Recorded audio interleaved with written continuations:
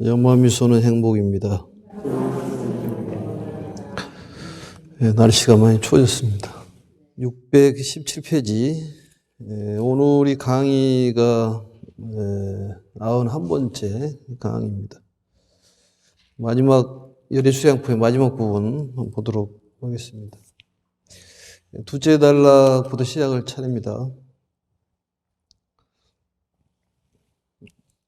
이 자계는 총 510자로 돼 있고 또 전체적으로 25항 반으로 돼 있는데 구성이 법설과 비설로 돼 있습니다.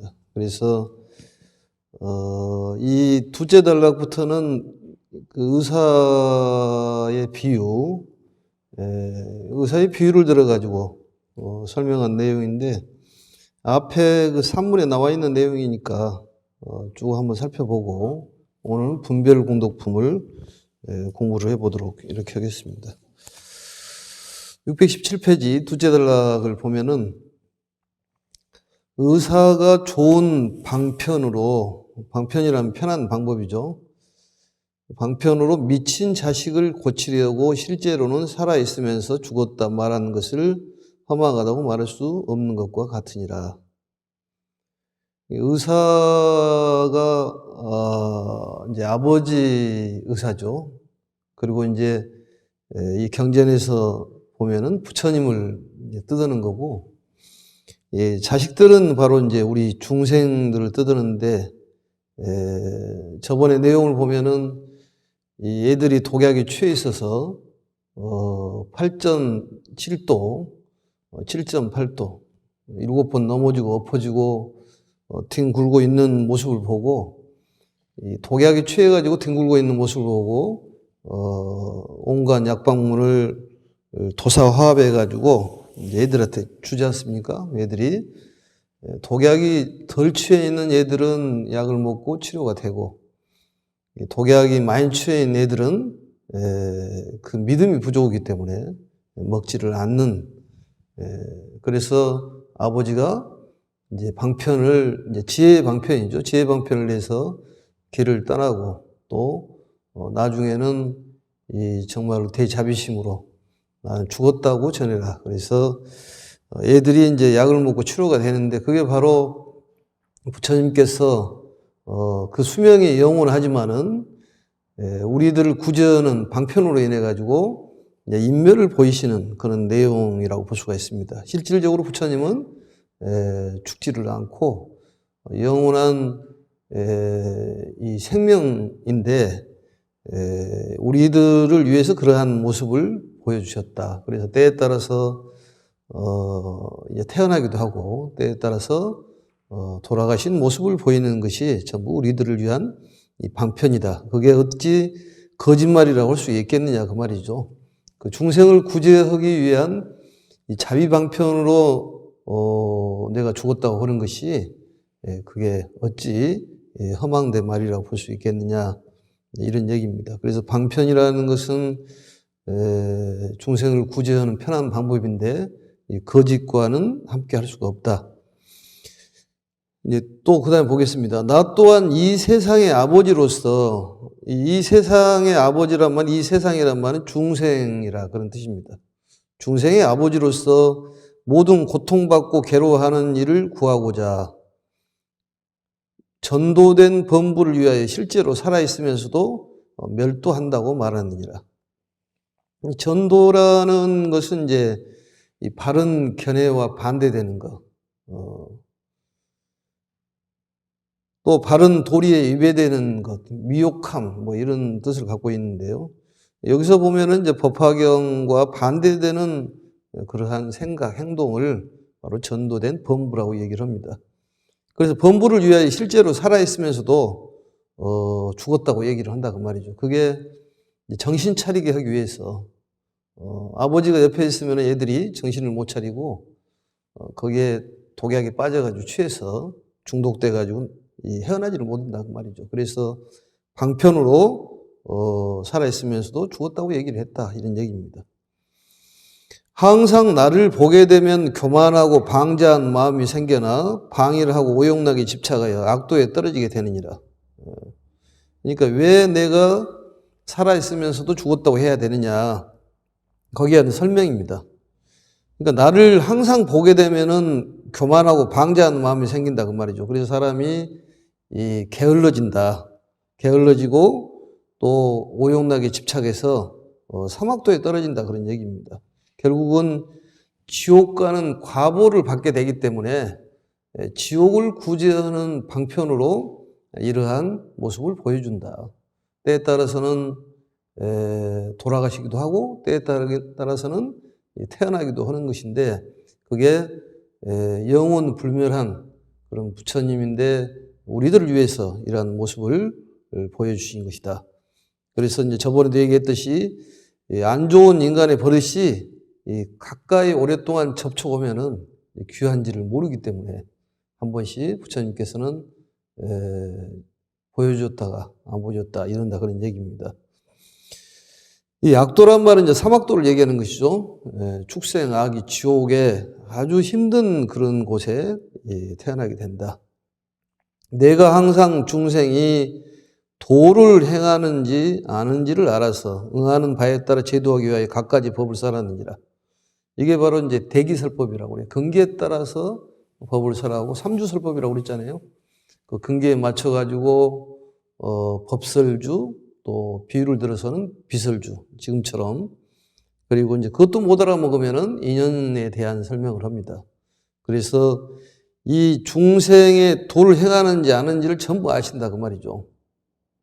이 도라는 말은 이제 무상지혜의 도입니다. 결국은 보살도를 얘기를 하는 것입니다. 보살도를 실천을 해야지만이 부처가 되기 때문에 이러한 것을 행하는지 안 했는지 행이라는 것은 대단히 중요한 그 실천 수행이라고 볼 수가 있습니다. 법화경에서는 이 실천 공덕을 얘기하는 거예요. 생각으로 해도 되겠지만은 이 실천을 하도록 가르침을 주는 가르침이 바로 이 법화경입니다. 늘 스스로 이렇게 생각하되 어떻게 해야 중생으로 하여금 위없는 지혜에 들게 하여 속히 빨리 그 말이죠. 정확하게 부처님의 몸 이루게 할 것이냐. 성불을 할 수 있겠느냐 그런 얘기죠. 이 내용을 보면은 부처님의 자비의 극치라고 볼 수가 있습니다. 어떻게 하면 중생들을 이 무상해라고 왼쪽에 보시면은 아래쪽에 무상해 없을무 유사당 위가 없는 이 지혜를 얻도록 할까 이것만 걱정하신다 그 말이죠. 그래서 불신 부처님의 몸을 이루도록 어떻게 해야 될까? 이게 부처님의 항상 그 자비의 마음 이 부모처럼 우리가 부모처럼 자식들이 빨리 건강에 크기를 바라지 않습니까? 그래서 어떤 사회에 일익이 될 수 있는 사람이 될 수 있도록 부모가 빨리 건강하게 크기를 바라듯이 아직 될 부처 우리는 될 부처이기 때문에 그리고 부처님께서 우리를 빨리 부처를 이룰 수 있도록 이 마음으로 걱정을 하시고 항상 부모처럼 어떻게 독립할 수 있도록 할까 이제 이런 마음이 가득하시다 그 말이죠. 부모님들 마음이 그런 마음이죠. 이제 그걸 생각해 보면은 부처님의 마음을 이해하실 거라고 생각을 합니다. 이게 자식들이 있으면은 어떻게 해서 빨리 독립을 시켜서 잘 입을 수 있도록 만들까? 그게 바로 우리가 말하는 이제 성불이다 그런 얘기입니다. 그래 이렇게 해서 열애 수량품은 이제 맞추고 이제 다음 품이 분별 공덕품입니다. 분별 공덕품. 이 분별 공덕품에서는 특히 이 사경에 대한 내용이 나옵니다. 사경에 대한 내용이. 사경이라는 것은 본인이 사경하는 것도 굉장히 중요하지만은 이 본인이 사경하는 것보다 더 중요한 것은 공덕이 되는 것은 이 남을 사경을 할 수 있도록 또 내지는 이 법화경을 들을 수 있도록 인도해 주는 공덕이 훨씬 크다. 그러니까 사경 공덕이나 인경 공덕이나 이 공덕을 내가 하는 것보다도 남을 시켜서 하는 공덕이 훨씬 크다 그런 얘기입니다. 그래서 사람들에게 뭐 100명이든 200명이든 간에 자꾸 선을 짓도록 또 내지는 그 경을 수지할 수 있도록 오래 기억해가지고 실천할 수 있도록 자꾸 전하는 것이 우리의 임무라고 볼 수가 있습니다. 그러니까 사경이나 요즘에 이제 전자사경이 나와서 많은 사람들이 이제 사경에 대한 관심을 갖고 있지 않습니까? 그래서 이 전자사경이 이제 아주 편리하죠. 그리고 이제 별도로 이 경전을 가지고 다닐 필요도 없고 옆에가 한쪽에 써 있고 한쪽에다 베끼면 되는 것이니까. 그리고 독송 겸 또 이렇게 쓸 수 있도록 만들어 놓은 것이 전자사경이니까 사람들이 자꾸 권선을 하는 것이 큰 공덕을 짓고 바로 이 32채의 전단 그 향으로 만드는 집을 지어주는 공덕이 있다. 뭐 이런 얘기가 바로 이제 분별공덕품에 대한 얘기에서 볼 수가 있습니다. 그러면 이제 그 묘법연화경 제5권 제17품 분별공덕품을 보도록 하겠습니다. 대략적으로 말씀을 드리면은 이 법화경은 이제 믿음에 대한 그 가르침입니다. 결국 이 믿음이라는 것은 성부를 결정한다. 믿음은 성부를 결정한다 그런 얘기예요. 그리고 이제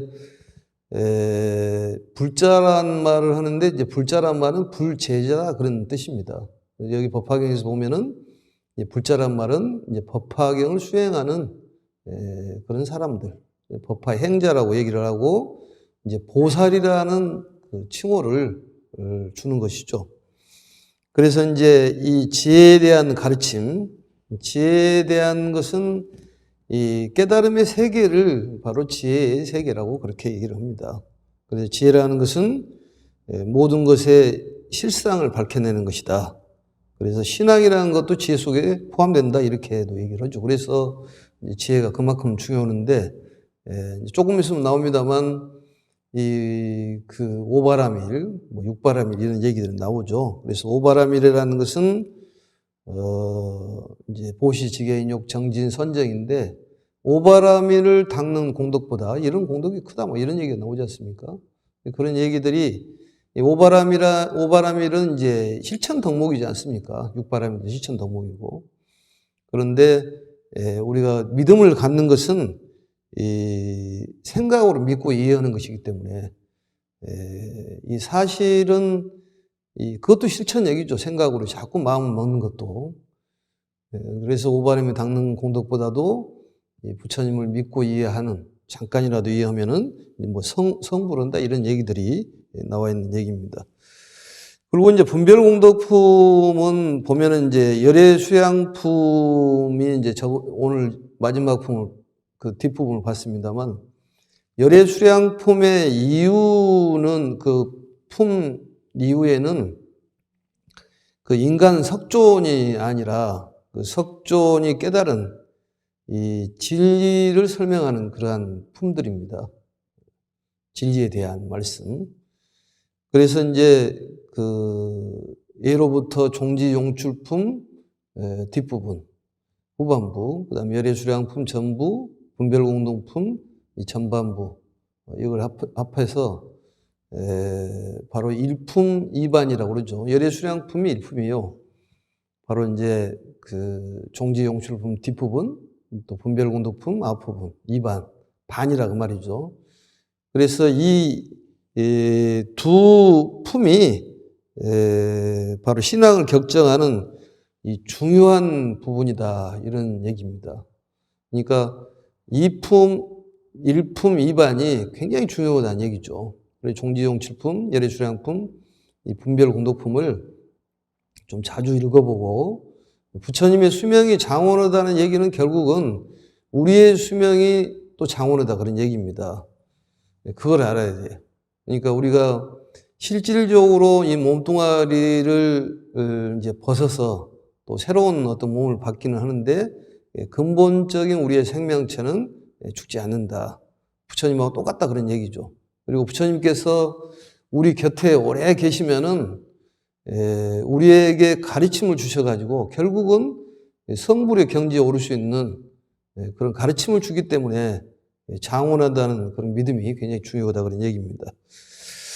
그리고 이제 여기에서는 이제 두 제자에 대한 얘기가 나오는데 지용보살이라는 것이 땅속에서 솟아나온 종지 용출품에 그 제자들은 과거세 제자잖아요. 이제라고 그럽니다. 두 제자. 그리고 이제 영축산에서 계셨던 제자들, 현재 제자들. 그래서 과거 제자와 현재 제자의 공덕이 다르다 해서 이제 분별 공덕이다 이렇게 얘기를 합니다. 그리고 이제 이 내용을 보면은 이 열애수량품에 듣는 공덕, 이 장원하다는 수명이 장원하다는 듣는 공덕과 그 다음에 법화경의 실천 공덕에 대한 내용이 나와 있습니다. 그래서 이 품이 굉장히 이제 중요한 이 품입니다. 그래서 이 법화경을 철저히 배우고 또 마음으로 믿고 간직하면은 분명히 성불한다 그런 얘기예요. 성불은 우리의 최종 목적은 성불이에요. 대자윤이 되는 것입니다. 그래서 이 법화경을 수행하는 수행자만이 완전한 신앙이라 볼 수가 있고 또 이 법화경을 수행하는 신앙인들은 법화경을 실천해야 된다 그런 얘기입니다. 그래서 사람들을 구제하고 또 중생을 구제하고 세상을 구제하는데 우리가 실천을 해야 한다 그런 얘기입니다. 그래서 부처님께서도 이제 이 수명의 장원함을 믿으면은 12가지의 공덕에 대한 내용이 나오죠. 12가지, 12공덕이라고 그렇게 얘기를 합니다. 그래서 12가지 공덕을 통해 가지고 이제 수기를 주는, 이걸 법신수기라고 그래요. 수기를 주는 내용이 나오는데, 부처님의 수명이 영원하면은 이제 항상 우리 곁에 계시면서 가르침을 주시고 부처님의 세계로 이끌어갈 수 있기 때문에 공덕이 크다. 또한 이제 부처님의 수명이 영원하다는 것을 우리가 그것을 알면은 이 보리심을 일으킬 수가 있다 그런 얘기입니다. 보리심을 성불할 수 있는 마음이 일어난다 그런 얘기예요. 그래서 부처님의 수명이 영원하다는 것이 왜 그리 중요할까? 그게 대단히 중요하다 그런 얘기입니다. 그리고 이 중요 내용이 이 부처님은 우주의 생명이시고 근원적 본질이신 부처님과 내가 하나라는 것을 알게 된다는 것이죠. 그러다 보면은 결국 실천 수행을 통해 가지고 목표는 성불이니까 성불에 큰 이익을 얻는다. 여기 계신 분들은 지금 이생에서는 좀 어렵고 힘들게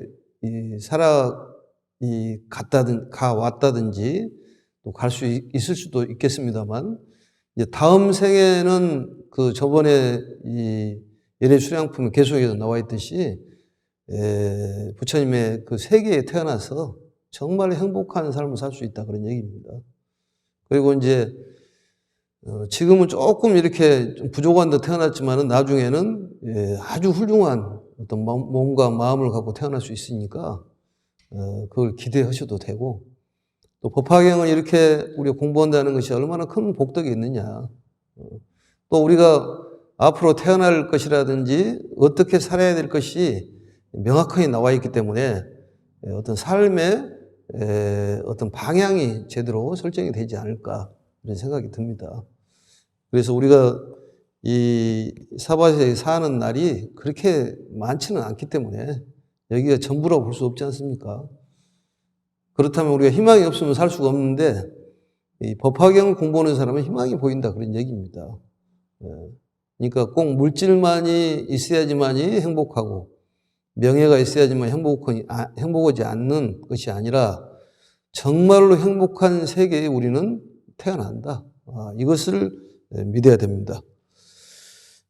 그래서 이제 또 이 분별공덕품에서는 이 두 가지 수행이 있어요. 그게 사신수행과 오품수행이 있는데, 이 사신수행과 오품수행은 이제 천태지사대사께서 정리를 해 놓으신 것인데, 부처님께서 계실 때 수행, 또 부처님께서 멸도하신 후에 수행, 이 두 가지로 나눠가지고 설명한 그런 품이라고 볼 수가 있습니다.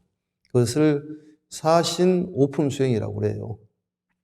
천태대사께서 정리를 이제 일목요연원이 해놓으신 거고, 사신 오품에 대한 얘기를 일목요연원이 하지 않았다 그러더라도 분별 공덕품의 내용을 보면 그런 내용들입니다. 그래서 간추려서 그 설명을 해놨는데, 사신이란 말은 네 가지 믿음을 얘기하는 거예요. 이 네 가지 믿음을 부처님이 계실 때는 네 가지 믿음만 가지면 되고, 부처님이 계시지 않을 때는 5가지의 수행을 해야 된다. 지금 현재는 우리 부처님께서 어디 출타하셔가지고 안 계시기 때문에 우리는 오품 수행이 필요하다 그런 얘기입니다. 그래서 사신 오품, 4가지 믿음과 5가지의 수행, 이것이 필요하다 그런 얘기죠. 그래, 4가지 믿음이라는 것은 이제 뭐냐, 부처님의 수명이 장원하다는 것을 듣고 일념 신해, 일념이란 말은 잠깐이다 그 말이죠.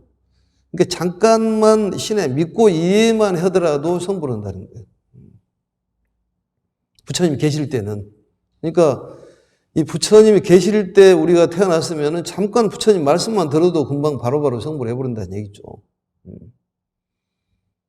뭐 그런 경우가 제자들 중에서 많이 있었지 않습니까? 그리고 이제 두 번째는 약해 언치라고 그래서 그것은 뭐냐면은 간략하게, 그러니까 일념 신해보다 조금 더 자세히 뜻을 조금만 헤아려도 성불한다 그 말이죠. 그 부처님 계실 때는 어쨌든 부처님 믿음만 가졌으면 됐다는 얘기입니다. 그리고 이제 부처님의 가르침을 널리 펴야 되는 이 광의 타설, 다른 사람에게 널리 설하는 것은 부처님이 계실 때나 지금이나 안 계실 때나 똑같습니다, 그게. 그리고 이제 마지막에 4번째는 그게 이제 심신관성이라고 그래서, 심신이라는 것은 깊이 믿는다 그 말이죠. 그러니까 약해 언치, 살짝 믿는 것보다도 더 깊이 믿으면은 이 부처님의 영취산에 설법하는 모습이 그대로 보인다는 것이죠. 부처님 계실 때 이제 수행을 얘기하는 것입니다. 그래서 마음속 깊이 믿으면은 부처님께서 영취산에 설법하는 모습이 보인다. 또한 우리가 이 시대에서도 계시지 않지만은 법화경이 있는 곳이고 우리가 믿음이 있으면은 부처님께서 설법하는 모습이 보이는 것입니다. 그러니까 영취산이 따로 있는 것이 아니라 법화경이 설해진 곳이 영취산이다 그 말이죠. 영취산을 기사굴산이라고도 얘기하지 않습니까? 법화경이 설해지는 모습을 재현하는 그런 의식이 영산제자래요. 영산제. 그 크기가 굉장히 크지 않습니까? 그래서 제 중에서 제일 광범위하고 보기가 웅장한 그런 제가 영산제지 않습니까? 또 그 무형문화재로 유네스코에 등록도 돼 있고, 그게 바로 이 법화경을 설하는 모습을 재현하는 그런 모습이 영산제입니다. 그게. 제라는 것은 제사할 때 위령제, 그것하고 달리 우리가 가르침을 먹는, 부처님의 가르침을 듣고 오래도록 기억하는 것이 바로 제죠. 그게 식사제. 그래서 천도제, 또 뭐 지장제일, 관음제일 제자는 위령제하고 좀 다르죠. 제사 지내는 것하고 다릅니다. 그리고 이제 부처님께서 멸도하신 후에 이제 수행이 있는데, 지금 현재 우리가 수행을 해야 될 그런 수행이 있습니다. 그걸 5가지 수행이라고 그래요. 그걸 오품 수행이라고 그럽니다. 맨 처음 첫 번째가 뭐냐면은 수의에 대한 수행이 필요해요. 이건 뭐 누누이 얘기를 했지 않습니까? 감사할 줄을 모르면은 이 경전을 뭐 금강경을 몇 번을 읽었다, 뭐 법화경을 몇 번을 읽었다, 지장경을 몇 번을 썼다 그러는데 감사할 줄을 모르면은 그냥 읽는 사람이고 지장경을 내용만 잘 아신 분이지 신앙이라고 볼 수가 없다 그 말이죠. 신앙이라고 볼 수 없다는 얘기는 부처님의 제자가 될 수가 없다 그런 얘기입니다. 학문적으로 알았다는 얘기예요. 종교 생활이라는 건 학문적으로 하는 것은 아니지 않습니까? 마음으로 하는 거지. 이 글을 몰라도 괜찮아요. 믿음만 있으면 되는 것이지. 그래서 감사할 줄 알아야 한다는 거예요. 수의. 수의라는 말은 너도 기뻐하고 나도 기뻐하는 것을 수의라고 그래요. 나 혼자만 기뻐하는 것이 아니라. 그래서 자꾸 기쁨을 전하는 것이 이제 그 구체적으로 나와 있는 수의에 대해서 초수의라고도 얘기도 합니다. 처음에 이제 필요한 건 수의인데 이 초수의에 대해서 이제 구체적으로 설명한 내용이 그 다음 품에 수의 공덕품이에요, 그게. 수의 공덕품은 이제 수의 공덕에 대한 것과 문법 공덕, 부처님의 가르침을 듣는 공덕, 또 사람에게 들어주게 하는 공덕, 같이 가서 들은 공덕, 세 가지가 있어요, 공덕이. 근데 같이 가서 들은 공덕이 어마어마 크다는 거죠. 근데 내가 직접 들은 것보다는 남을 시켜서 듣게 하는 공덕이 더 크게 나옵니다. 그래서 수의 공덕에 대한. 그 다음에 이제 두 번째는 그 독송이에요. 경전을 많이 읽고 외우는 것이 또 수행입니다. 그러니까 독송 수행도 필요해요, 이게. 전자사경을 보면은 그 독송도 하게 돼 있잖아요, 한쪽에는. 독송 겸으로 돼 있기 때문에 아주 좋죠. 읽고 또 한 구절이라도 좀 외우고 오래 기억을 하는 것이 필요하다 그 말이죠. 법화경은 이제 오종 수행을 얘기하잖아요. 수지, 독, 송, 해설, 서사. 수지라는 것은 받아 가져가지고 오래오래 기억을 하는 거예요. 잊지 않는 것을 수지라고 그럽니다. 최종 목적이 독송, 해설, 서사는 목적이 수지예요. 뭐 책을 갖는 것이 아니라 마음속에다가 부처님의 가르침을 깊이 새겨가지고 오래오래 기억을 해야지 잊어먹으면 또 안 되지 않습니까? 그리고 이제 세 번째는 뭐냐면 설법이 있어요. 설법 수행이 필요해요. 우리들이 지금 공부하는, 지금 이 시간에 공부하고 있는 사람들은 설법할 수 있는 자격이 다 주어졌습니다. 자격증을 이미 준 거예요. 설법을 해도 괜찮아요. 내가 실력도 안 되는데 무슨 설법을 할까요? 한 구절이라도 일러주라 그 말이죠. 한 구절이라도. 뭐 경전을 구체적으로 뭐 스님처럼 이렇게 낱낱이 읽어줄 필요도 없고 설법을 할 필요도 없고 감사하게 생각을 해라. 또 우리가 이 경전을 들은 것만 얼마나 감사하냐. 또 이런 밥을 먹고 이런 음식을 먹는 것만 얼마나 감사하냐. 기쁘게 생각을 해라. 이렇게 전해주기만 해도 그 사람이 법사라니까요. 그러니까 일념수의라는 말이 그런 얘기예요. 한 구절이라도 전해주면 그 사람이 법사예요. 그 사람은 부처님의 제자이기 때문에 나중에 이제 부처님께서 이 사바세계에다 우리를 파견시켰다고 말이죠. 대사로 파견시켰어. 파견시키면은 이제 한 뭐에서 100년 또 내지는 100년 요즘 넘게 사니까 120살까지 살다가 또 부르면은 가야지 부처님의 그 고향으로. 그 갈 준비를 해야 된다 그 말이죠. 여기는 이제 잠깐 바캉스 와가지고 인연이 돼가지고 만난 사람하고 있는 것이지. 너무 연연할 필요가 없다는 얘기입니다. 그러니까 뭔 손에 이게 뭘 잡으면은 내려놔야지 다른 걸 잡을 수가 있지. 이걸 잡고 있다가 어떻게 다른 걸 잡을 수가 있습니까? 내려놔야지. 우리의 마음을 완전히 내려놓으면은 그건 선불입니다. 그래서 버리는 수행이 최종 우리 수행이잖아요. 보시 수행인데 버려야 된다는 거지. 그게 바로 이제 출가예요. 위대한 방기, 놓을 빵 버릴기. 놓아 버려야 된다는 거지. 근데 우리는 꽉 차 있기 때문에 버리기만 하면 되는데 그게 잘 안 된다는 거지. 버려집니까? 버려져? 안 버려져요. 좀처럼 안 버려져. 또 사실은 버리려고 그러면 버릴 것도 없어. 근데 버려야 된다는 거지. 나이가 먹으면 먹을수록 잘 안 버려져. 더 안 버려지는 거예요. 고집이 세가지고 안 버려지는 거예요. 뭐 나이는 얼마 안 먹었지만은 나도 살다 보니까 나이가 먹을수록 고집이 더 세지더라고 보니까. 오직 했으면 부처님께서 고집 멸도 그랬을까요? 고집을 없애야 된다고.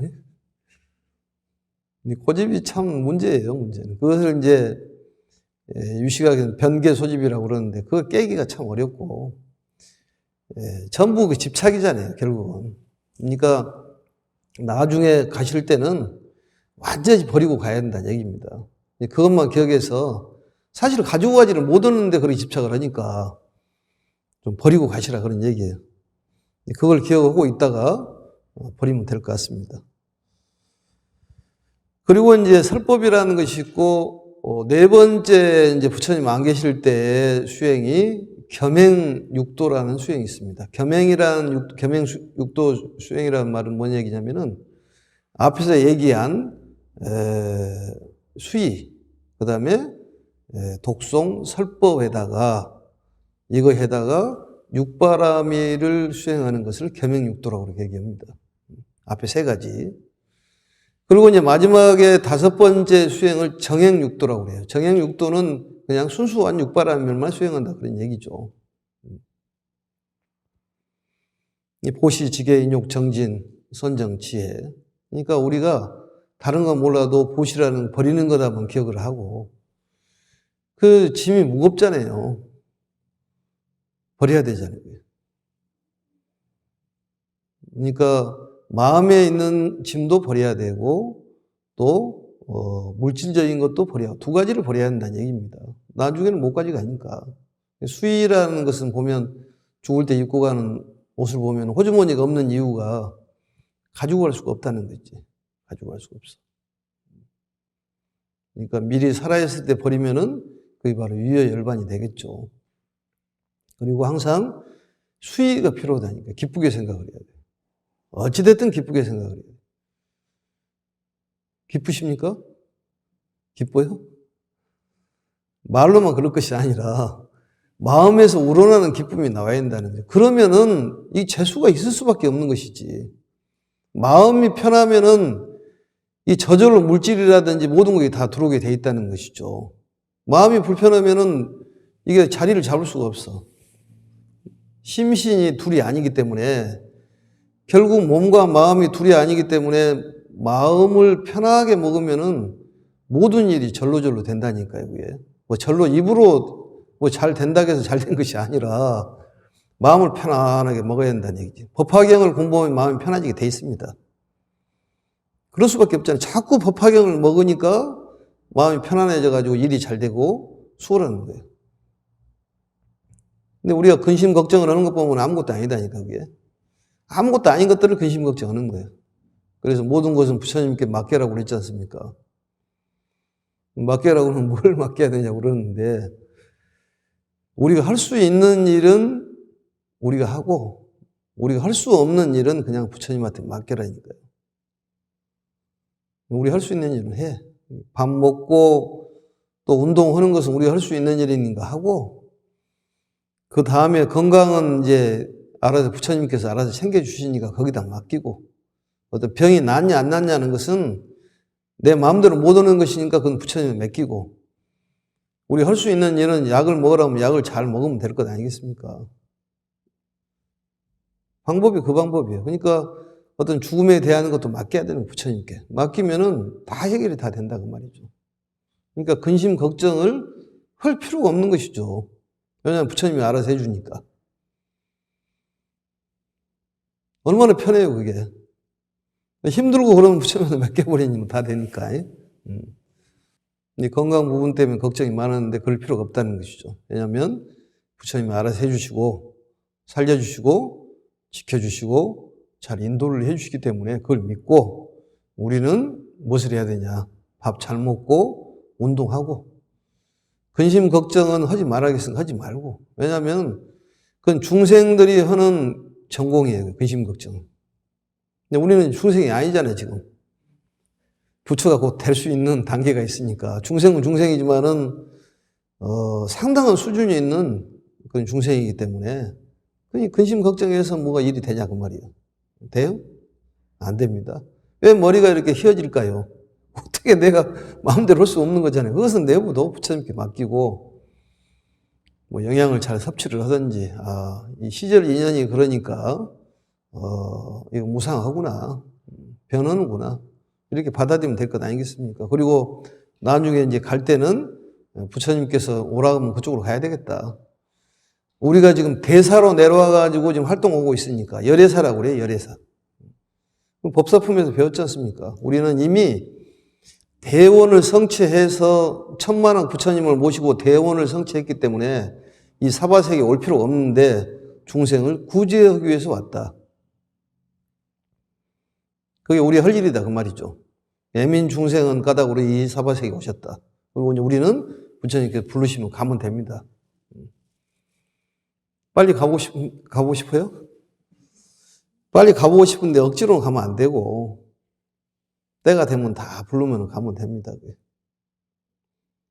그래서 이 사신 오품 수행, 거기에 대한 생각을 좀 하시면 될 것 같습니다. 그렇다면은 619페이지 그 경전 내용을 좀 보도록 하겠습니다. 잠깐. 그러니까 이제 분별 공덕이라는 것은 이 복덕에 대한 분별이에요. 복덕에 대한 분별. 이 공덕을 나누어서 구별했다, 이런 의미가 있습니다. 그때 큰 모임에서 부처님께서 설하시는 수명의 급수가 길고 먼 것이 이와 같다는 것을 듣고 한량없고 끝도 없는 아승기 중생들이 큰 이익을 얻게 되었다. 그러니까 부처님의 수명이, 그 겁수란 말은 이제 그 겁의 수요를 얘기하는 것이죠. 많은 그 시대를 얘기하는 것이죠. 그리고 길고 먼 것이 장원하다는 것을 듣고 한량없도 끝도 없는 큰 이익을 얻게 되었다, 그 말이죠. 그러니까 열애 수양품을 들은 공덕이죠. 그게 들은 공덕에 따른 이익을 얻게 되었다. 이 큰 이익이라는 것이 이런 얘기예요. 부처님의 수명이 영원하면은 우리 곁에 계시면서 가르침을 주셔서 부처님과 같은 경지를 얻고 또 부처 세계에 이르게 되기 때문에 큰 이익이 있다, 그 말이죠. 우리가 결국은 부처님의 수명이 장원하다는 것을 알면은 부처님께서 우리를 좋은 곳으로 인도를 해주시고 또 항상 지켜주시고 살려주신다는 그런 것이 있기 때문에 큰 이익이 있다, 그런 얘기예요. 그래서 이 분별공덕품에서는 바른 신앙생활의 근본적 자세를 가르치는 그러한 품이다. 신앙생활의 자세를 가르치는 거예요. 이게 신앙생활의 자세입니다. 부처님의 수명이 한량이 없다. 결국 우리의 수명도 한량 없다는 거예요. 우리는 몸뚱아리만 바꿔지는 거예요. 자꾸 바꿔져가지고 이제 우리가 여기서 더 나은 몸이 됩니다. 아주 편안하고 얼굴이 그 열애 수량품 분별공덕품에 이제 뒷품에 보면 나오는데 얼굴이 상호가 육군이 청정하고 너무 이렇게 사람들이 보기만 해도 귀한 그런 몸으로 태어나가지고 몇 번 거듭하다가 여기서는 이제 팔생이라고 나오고 뭐 사생이라고 나오는데 우리하고 똑같은 거예요. 그 생을 거듭하다가 우리는 부처가 되는 거예요. 부처가 되면은 이제 영혼 불멸한 이 우주의 어느 곳에든지 존재하는 대생명체가 된다, 그 말이죠. 그러니까 계속적으로 윤회를 하는 것이 아니라 이 보살들도 태어난다고 그랬지 않습니까? 그 변혁생사라고 얘기를 했잖아요.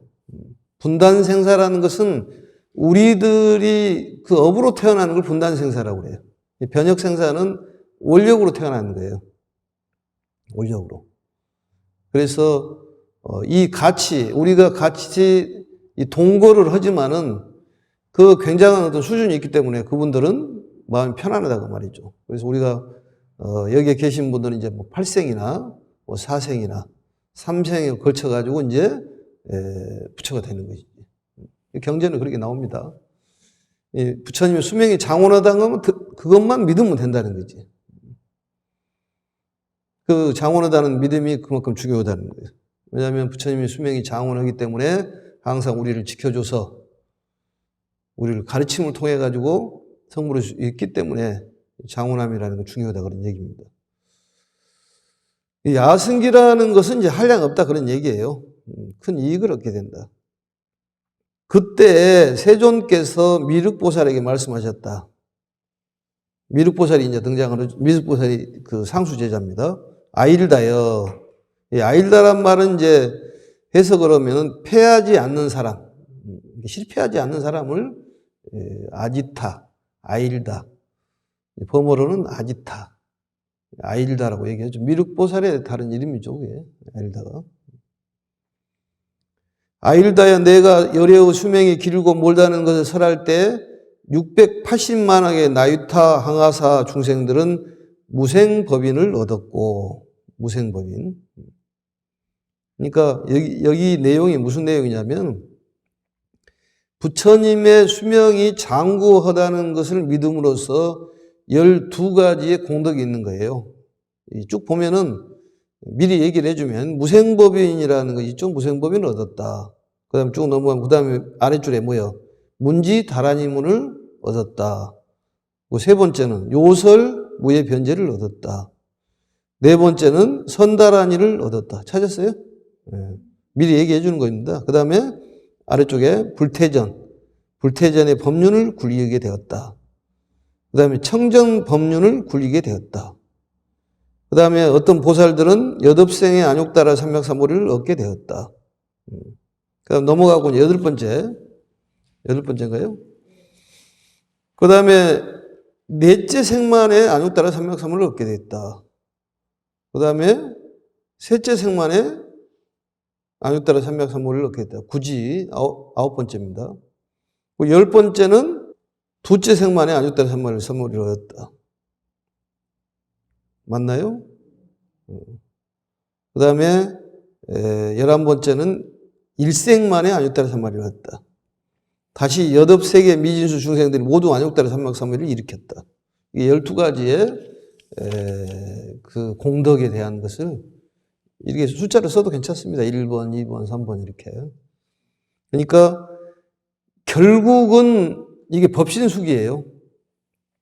숙이라는 말은 부처가 된다는 그 예언 아니겠습니까? 그래서 부처님께서 수명이 장원하다는 것을 믿으면은 바로 12가지의 공덕이 있다. 무생법인을 얻었다. 이제 무생법인이라는 말은 불생불멸의 진리입니다. 그게 불생불멸. 그러니까 아무것도 생한 것이 없는 그런 진리예요. 생을 하지 않으면 멸이 없으니까. 생이 없으면 멸이 없는 거죠. 그래서 무생이라는 말은 이제 그 무생사, 생사가 없는 것을 줄여서 무생이라고 그렇게 얘기를 합니다. 그래서 흔들림이 없는 생사에 어떤 변화가 없는 변함없는 불멸의 진리, 그게 바로 무생법인이라고 그렇게 얘기를 합니다. 그래서 이제 12가지 공덕에 대한 것은 이제 다음 시간에 설명을 좀 하도록 하겠습니다. 오늘은 이제 분별공덕품의 대략적인 내용을 말씀을 드렸고, 다음 시간부터 구체적으로 하나씩 살펴보면 좋을 것 같습니다. 날씨가 많이 추워졌고, 또 오미크론인가 뭐 이렇게 변이 바이러스가 나와가지고 난리를 치는데, 건강에 유의하시고, 편하고 감사하는 마음으로 또 부처님께서 살려주고 지켜주고 인도해 주신다는 마음을 갖고 다음 시간에 뵙겠습니다. 영화미소는 행복입니다. 수고하셨습니다.